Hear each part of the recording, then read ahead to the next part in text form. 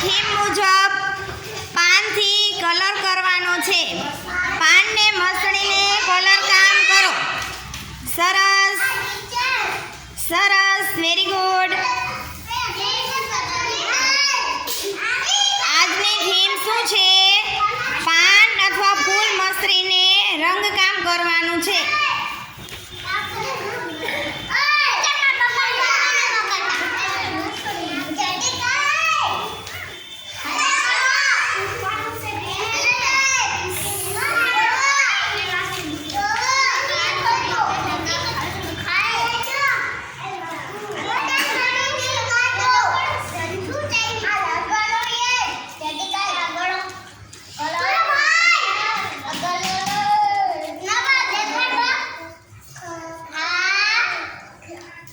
ચાલો તૈમૂર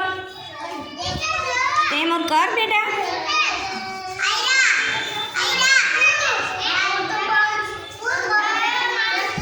બધાય બાળકોએ પાનને મસળીને કાગળમાં રંગ